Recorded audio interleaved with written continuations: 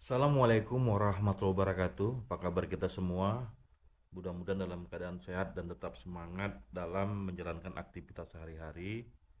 Baik, pada materi ketujuh ini kita kembali belajar manajemen strategi dengan tema formulasi strategi organisasi. Baik, sebagai uraian materi pokoknya ya, pengertian formulasi strategi. Jadi formulasi strategi adalah tahap di mana manajemen merancang strategi terbaik berdasarkan hasil analisis kondisi internal, kekuatan, kelemahan, dan eksternal, peluang dan ancaman. Tahap ini merupakan jembatan antara analisis situasi dan implementasi strategi. Oke, jadi formulasi strategi itu intinya di mana perusahaan ya mendapatkan satu informasi yang sudah dilakukan sebelumnya, yakni mendapatkan kekuatan dan kelemahannya ya. Jadi kalau dalam analisis SWOT itu berarti kekuatan dan kelemahan itu, strength-nya itu adalah kekuatan, kemudian weakness-nya adalah kelemahan, kemudian sedangkan ancaman ataupun peluangnya adalah opportunity dan ancaman adalah threat ya. Tetapi nanti dalam kurvanya dia seperti ini modelnya. Kekuatan itu di sumbu positif, dan kelemahan di sumbu negatif, sama seperti opportunity di sumbu positif dan kelemahan ataupun ancaman di sumbu negatif ya, kalau kita lihat kurva Cartesius seperti ini. Baik, jadi langkah utamanya ya, analisis lingkungan internal dan eksternal yang sudah dilakukan ataupun sudah dijelaskan di pertemuan sebelumnya. Tinggal nanti kita akan membuat bagaimana matriks SWOT-nya ya. Nah, jadi tadi sudah saya gambarkan bagaimana model matriks SWOT, SWOT analisis, strength, weakness, opportunities, threats, yang digunakan untuk mencocokkan kekuatan dan kelemahan internal dan peluang dan ancaman eksternal. Nah, kalau kita lihat seperti ini tadi ya. Saya ulang. Nah, ini kalau kurva Cartesius ini sumbu X ya atau sumbu Y ya. Ini adalah kekuatan, di negatifnya adalah kelemahan. Nah, di sumbu X tadi di sumbu Y ini adalah peluang, ini adalah ancaman. Ini kalau kita kasih skor ya, 1, 2, 3, 4 misalnya. 1, 2, 3, 4. Nah, ini negatif, negatif 1, negatif 2, negatif 3. Negatif 1, negatif 2, dan seterusnya negatif 3 ya. Nah, ini tergambar seperti ini matriksnya. Nah, kita bisa lihat ya, apa ini maksud dengan kombinasi SO. SO itu berarti kombinasinya di sini. Ini S, ini O. Berarti kombinasinya di sini.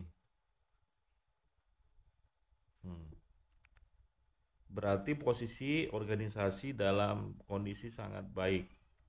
Berarti kekuatannya itu lebih banyak daripada kelemahannya, dan peluangnya juga lebih besar daripada ancaman.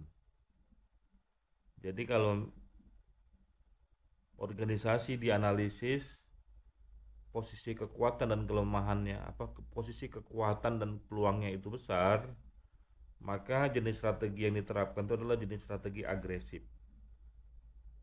Ini memanfaatkan kekuatan untuk meraih peluang, nanti bisa berupa ekspansi, inovasi, dan diferensiasi. Nah, bagaimana kita tahu bahwa posisi strategi perusahaan itu di SO ya? Tentu kalau kemarin kita sudah belajar ya, ada analisis internal, ada analisis eksternal. Ya. Misalnya analisis internalnya, ada analisis, ya betul. Ada analisis internal, ada analisis eksternal. Nah, misalnya analisis internalnya itu kita buat ada 4 atau ada 5. Sama. Eksternalnya juga ada 5 misal. Misal analisis internal, SDM-nya bagus. Kemudian kondisi infrastruktur perusahaan bagus. Kemudian kondisi keuangan juga bagus misalnya kan. Kemudian kondisi internal misalnya punya budaya organisasi yang bagus. Ya.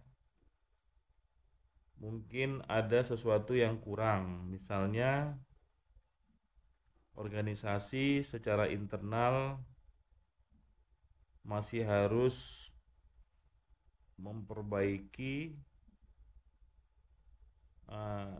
SOP ataupun sistem kerja gitu ya. Mungkin sistem kerjanya masih harus ada diperbaiki, mungkin di sini ada kekurangan. Sementara di sisi eksternal, kondisi politik bagus misalnya, kondisi ekonomi bagus, kemudian kondisi sosial budaya masyarakat menerima ya, hanya mungkin sedikit kondisi eksternal, misalnya kompetitor yang semakin banyak gitu ya. Jadi misalnya ada hanya satu ini ya kelemahan, di sini juga ada satu tadi ya, SOP ya, kelemahannya misalnya. Nah, ini kalau kita skor ya, di sini kan ada 4 ya, satu yang kurang. Di sini ada 4, satu yang kurang. Berarti kalau kita dari kurva Kartesiusnya, maka ini posisinya di sini. Kenapa? Karena kita lihat ada 4 yang ada 4 ya di analisis, 3 baik, 3 baik. Berarti 1 2 3, 1 2 3, maka posisinya di sini. Berarti perusahaan dalam posisi sangat bagus untuk melakukan ekspansi atau melakukan satu strategi agresi untuk melakukan semacam upaya pengembangan usaha. Baik, jadi kita lanjutkan ya di matriks berikutnya. Matriks berikutnya itu adalah WO atau weakness dan opportunity. Nah, ini artinya apa? Berarti posisinya di sini nih, weakness dan opportunity. Berarti artinya ternyata banyak kelemahan perusahaan ini. Tadi kan sudah dikasih gambaran ya, ada 4, satu yang kurang. Tapi kalau dalam posisi weakness, bisa jadi mungkin dari 4 ini kelemahannya justru lebih banyak. SDM-nya masih kurang, kompetensinya ya, infrastrukturnya juga masih kurang ya. Kemudian sistem kerjanya juga masih kurang ya. Mungkin hanya satu yang bagus, misalnya kondisi keuangan cukup begitu ya. Tapi ada tiga. Nah, dari empat itu tiga ternyata yang kurang. Tetapi peluangnya besar. Politik, ekonomi, sosial. Nah, berarti posisinya di sini. Berarti ada tiga yang kurang. Tapi ada peluang yang juga di posisi tiga. Nah, berarti kalau yang sebelumnya posisinya adalah SO, nah yang sekarang adalah posisinya adalah tersebut dengan WO ya, atau weakness opportunity. Nah, berarti strateginya melakukan adaptasi. Karena apa? Masih banyak kelemahan tapi peluangnya cukup besar. Berarti strateginya adalah atau maknanya adalah memanfaatkan peluang ini ya dengan memperbaiki kelemahan, misalnya tadi SDM, investasi ataupun sistem kerja. Nah, nanti berarti posisinya di sini gitu. Oke ya. Itu posisi WO. Sekarang posisi ST. ST itu berarti perusahaan itu kekuatannya cukup bagus, tetapi pada saat yang sama banyak ancaman ya. Strength threat ya. Kalau kita lihat berarti misalnya perusahaan memang dia SDM-nya bagus, kondisi keuangan bagus, tadi ya sama ya. Kemudian infrastruktur bagus, ya budaya kerja yang mungkin masih kurang. Berarti misalnya posisi di sini kuat, lebih banyak kekuatannya daripada kelemahannya. Tetapi kondisi politik kurang stabil, ekonomi masyarakat sedang kurang baik-baik saja. Kemudian termasuk juga pesaing juga cukup gencar. Berarti kan posisi kekuatan tapi pada saat yang sama banyak ancaman. Nah, berarti strateginya adalah strategi defensif. Apa itu? Menggunakan kekuatan untuk mengurangi dampak ancaman. Nah, jadi karena ini banyak sekali ancaman dari luar, jadi strateginya adalah strategi defensif. Berarti di sini nih posisinya. Walaupun lebih banyak kelemahannya, lebih banyak kekuatannya, tapi karena kelemahannya juga banyak, maka perusahaan harus defensif, hati-hati karena banyaknya uh, hal-hal yang nanti mungkin bisa mengganggu jalannya perusahaan. Jadi jangan ekspansi dulu, ya. Lihat dulu keadaan, bagaimana kondisi, faktor-faktor eksternal ini justru agak sulit karena dia posisi ataupun kondisi yang tidak bisa dikendalikan. Ya. Misalnya tiba-tiba banyak kerusuhan atau pemerintah membuat sebuah regulasi tentang kebijakan impor ya mengenai tarif ya atau kondisi ekonomi sedang inflasi. Maka walaupun perusahaan punya kekuatan tentu tidak bisa serta-merta mudah untuk mendapatkan satu transaksi ataupun melakukan ya semacam penjualan produk ya tengah-tengah masyarakat. Baik, sekarang yang terakhir ini adalah untuk kondisi yang terburuk sebenarnya ya. Udah banyak kelemahan, juga banyak ancaman, maka strateginya adalah survival. Hmm. Ini harus bertahan dengan memperbaiki kelemahan sambil menghindari ancaman. Nah, berarti posisinya di sini nih. Udah banyak kelemahan, SDM-nya kurang kompeten, infrastrukturnya juga kurang bagus, kemudian kondisi keuangan juga jelek ya, pada saat yang sama kondisi politik juga lagi sedang tidak baik-baik saja, ekonomi sosial juga seperti itu, teknologi juga tidak punya ya, atau teknologi juga bisa jadi mengancam, kemudian pada saat yang sama juga ya kondisi masyarakat ataupun ekonomi masyarakat sedang tidak baik-baik, maka berarti posisinya ini udah banyak kelemahan ya di sini ya, juga banyak ancaman. Maka kalau di sini maka dia harus bisa survive. Bagaimana? Upayakan kekurangannya bisa diatasi, pada saat yang sama tetap melihat peluang-peluang yang ada. Jadi kalau ditanya tentu posisi terbaik itu adalah di sini ya. di posisi SO, di mana kekuatannya besar dan peluangnya besar. Maka di sini perusahaan bisa melakukan agresi ataupun ekspansi.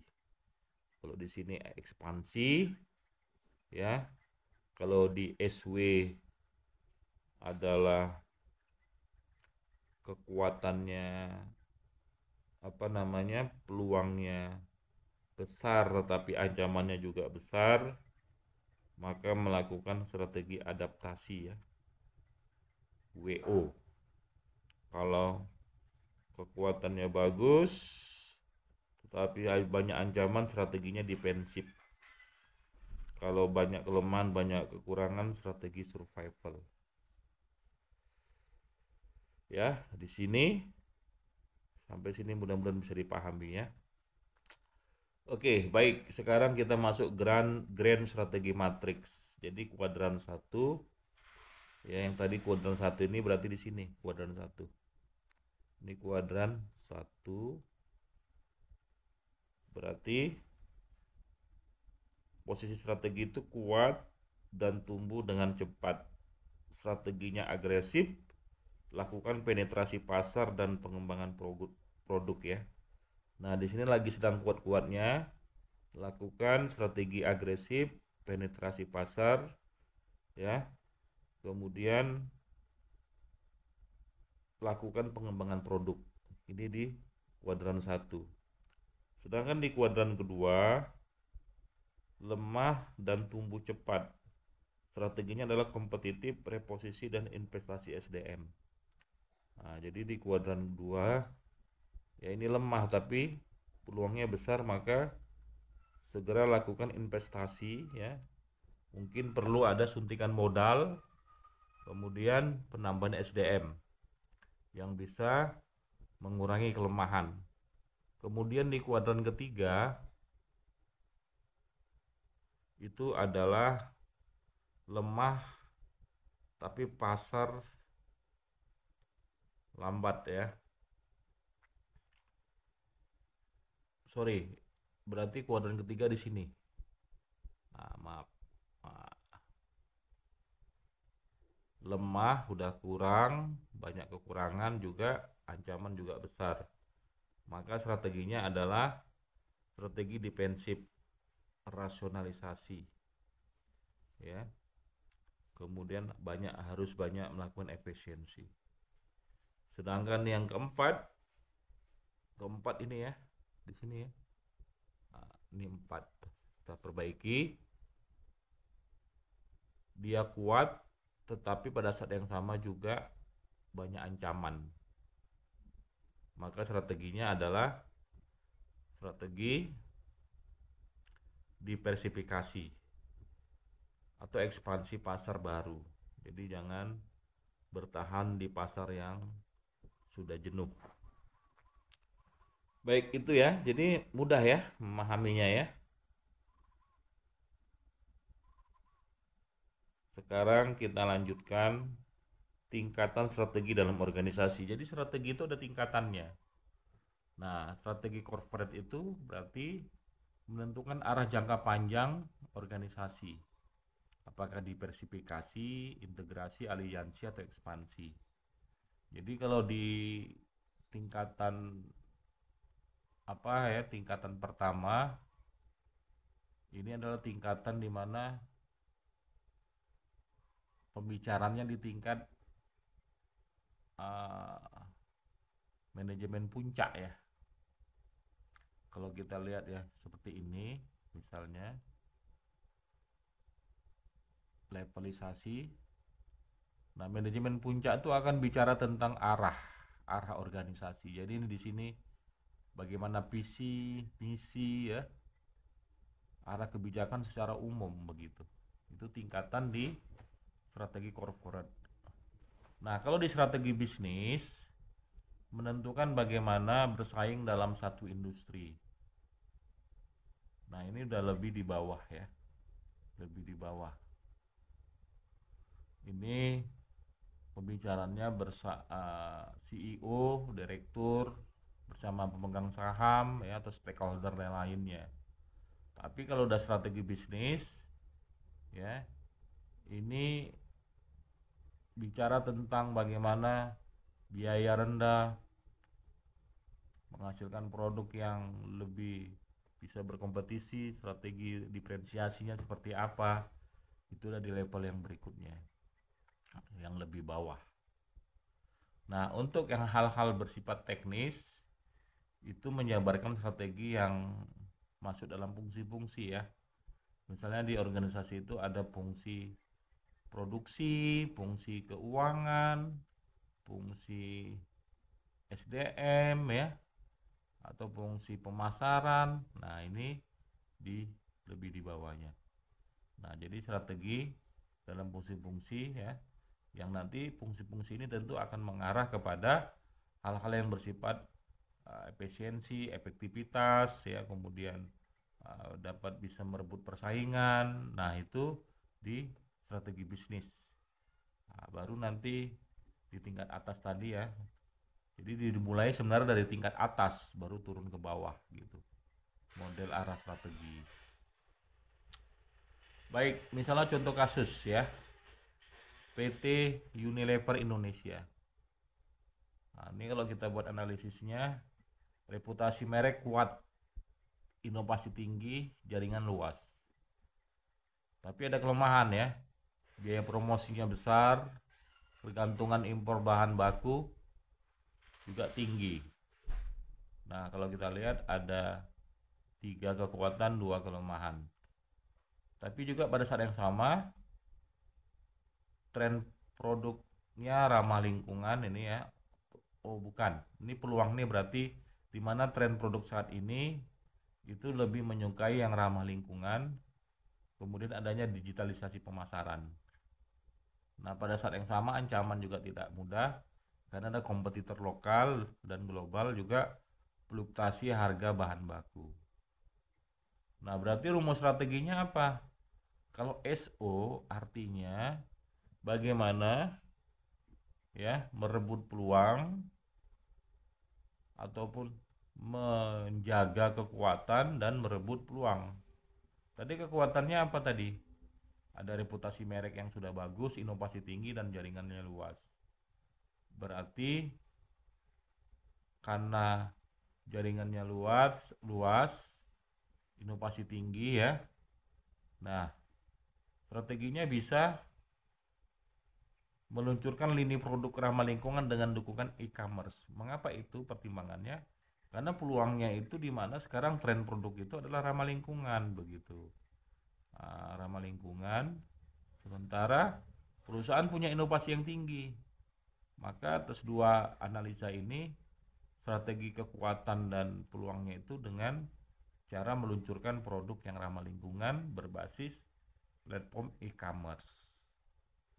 Nah, sedangkan kalau strategi weakness opportunity, di mana kelemahannya biaya promosi besar dan ketergantungan impor bahan bakunya, berarti harus bisa bagaimana nih menjawab ketergantungan impor bahan baku tadi dengan mengembangkan bahan baku lokal untuk menekan biaya impor. Karena tadi kan apa? Karena tadi ya, di mana ancamannya ya fluktuasi harga bahan baku tadi. Maka harus mainnya di pengembangan bahan baku. Supaya apa? Weakness-nya bisa terantisipasi atau kelemahannya dan opportunity-nya bisa tertangkap ataupun bisa diambil.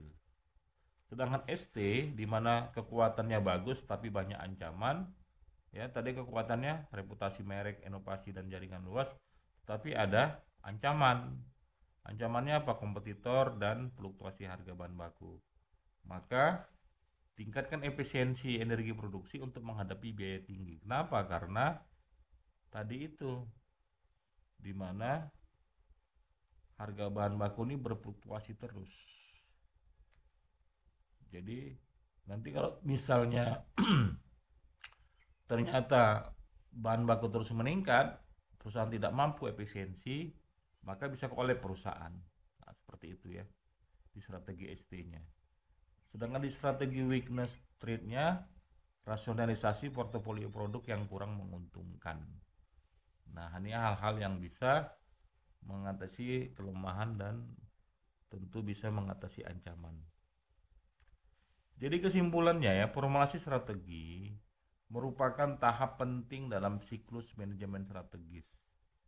Jadi setelah analisis internal, eksternal dilakukan, jadi mahasiswa harus mampu nih mengintegrasikan temuan tersebut menjadi strategi corporate, bisnis dan fungsional yang logis, terukur dan berorientasi jangka panjang. Jadi dengan alat bantu seperti SWOT ya, internal dan eksternal dan grand strategi matrix, ini mahasiswa belajar bagaimana teori dapat diterapkan langsung pada praktik dunia nyata. Ya, seperti itu. Ini adalah bahan-bahan ajarnya. Mudah-mudahan bisa dipahami. Oke, demikian materi ketujuh kita tentang analisis SWOT. Mudah-mudahan sekali lagi bisa dipahami materinya, dan apabila ada hal-hal yang nanti perlu dipertanyakan atau didiskusikan, silakan ya sampaikan di grup WA kita. Nanti akan saya respon. Terima kasih. Assalamualaikum warahmatullahi wabarakatuh.